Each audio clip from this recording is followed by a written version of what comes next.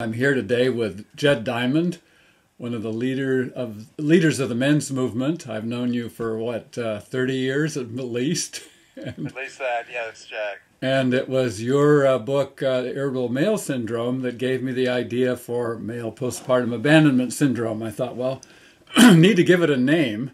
And actually, when I first heard the title of that book, it was a rude awakening for me because it was taking place, and I had a name for it. So I'm really appreciating your willingness to share some about your experience of male postpartum abandonment syndrome.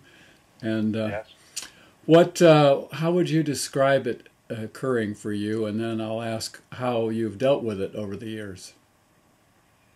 Well, there really were a number of times in my life where this was present, and really until I read your book and your article, I didn't have a name for it. But for me, when I was first born, my mother was very frightened that my father would drop me or would somehow not know how to handle a baby.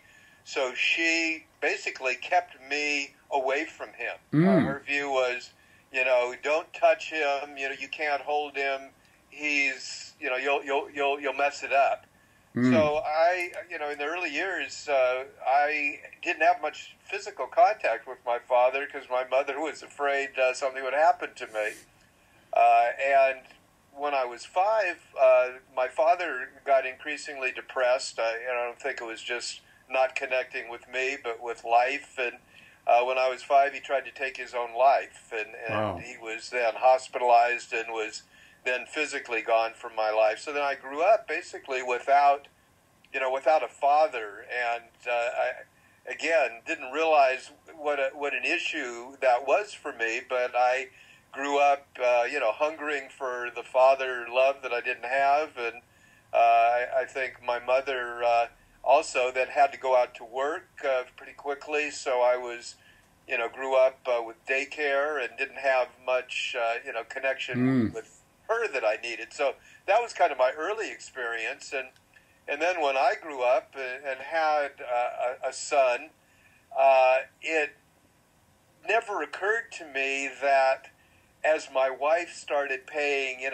just the natural attention to our newborn son, and I felt excluded. I felt like it was Sure. mom and the boy, and I didn't have a place anymore. And then I felt guilty and ashamed that I would feel that way because this is our son. And of course she, wanted to love him and pay attention to him. But again, it kicked up all these unconscious, feelings of loss and abandonment. And luckily, I was able to talk a bit about it.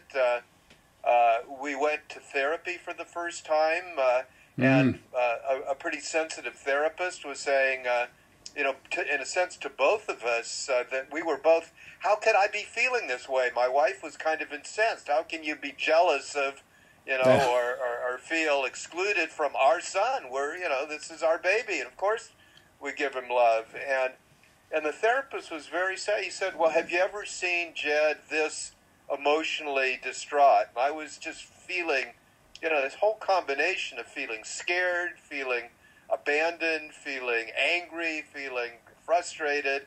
And my wife said, no, actually, I've never seen him this way. And so he was able to guide us to say, you can still take good care of your son and still be involved, but, your husband needs your attention as well, so don't forget about him. Wow, yeah. So then how did that unfold with your future development with your son? And well, what happened, then was I, in a sense, once I was able to talk about the reality that I felt like it was mom and son, and somehow I felt excluded. And at that time, I didn't tie it into my growing up or what I didn't get. I just was able to say, well, I need to be more involved. And so it really stimulated my desire to be more involved with my son and to spend more time with him and to hug him and to touch him and to cuddle him. And, I think it was Right. both a, desire to give him the kind of fathering that I didn't get. Right. And also, I think probably more subconsciously to get, some of the nurturing that I didn't get as a kid, which, we can get often through nurturing our own children. As we nurture them, we, in a sense, get nurtured ourselves. We're nurturing the child within as we're nurturing the child outside. So that was kind of the second, kind of revelation around abandonment. The third one really came when I hit midlife with now my second wife, with Carlin. And what I began to realize was that once again, as the children were out of the house, and now it was just she and I, and as she was getting more involved with her life and her work, I started again feeling some loss, some feeling of abandonment. And again, I didn't understand it. I mean, I'm a midlife guy. I'm a therapist. I've worked through all this stuff. Oh, yeah, we're supposed to be beyond all that. Yeah. Exactly. Who needs touch?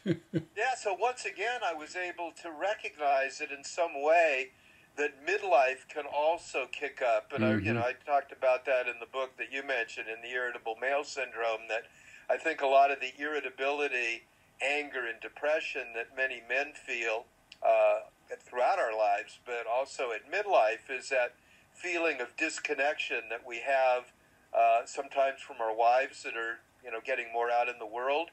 And also because I recognize this, is that I didn't really have good, strong male friendships, and that was part of the impetus for getting involved in men's groups and men's work, because I realized that if I were only connected to my wife, if there was any stress or any rift between she and I didn't have any other support. Right. And so that was what drew me out into men's groups and the men's movement and the Mankind Project and other kind of men's-oriented issues. So there are really these three stages for me of this abandonment, with my own growing up as a child, dealing with it with my own son when he was young, and then dealing with it again in midlife, which I think is not uncommon for many men.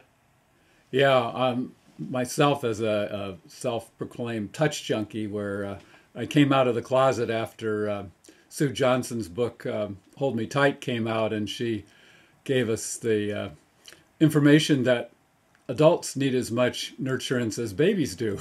And exactly. We don't get it as babies or as adults in this culture. Exactly. Go to a tropical culture, and you'll see how humans are designed to interact and do.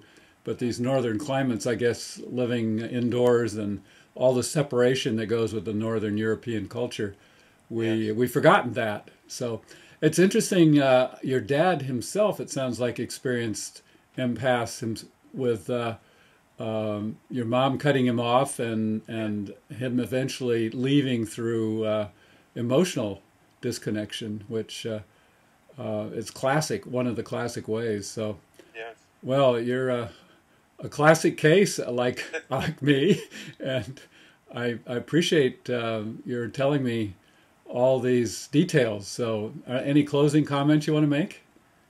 Well, I just, believe that this is so common and so misunderstood. And I think a lot of the problems that men have, everything from depression to, what I talk about of this irritability and anger and frustration that we feel, to drug and alcohol abuse. I think a lot of this ways in which we're attempting both to deal with the emotional pain that we experience and to kind of heal ourselves as best we can. Yeah. But as you're recognizing, that the real healing is getting connected in strongly emotional ways with our spouse or partner or with men friends, or really recognizing that if we don't do that, we're going to just feel increasingly cut off and alone. And I think it's one of the reasons that suicide goes up exponentially for men as we get older. And I think this is something that, I'm very sensitive to, obviously, and something that I want to help men and their families be able to deal with more effectively. Yeah, the lonely old man stereotype, where he's lost his connections and is lost. So, Yes. well, thank you so much. Your work has been a great inspiration to me, and I hope this recording will help other men recognize and do something about their own male postpartum abandonment syndrome, and together we can help end the epidemic of disappearing dads. I agree. Thanks, Jed. Sure thing.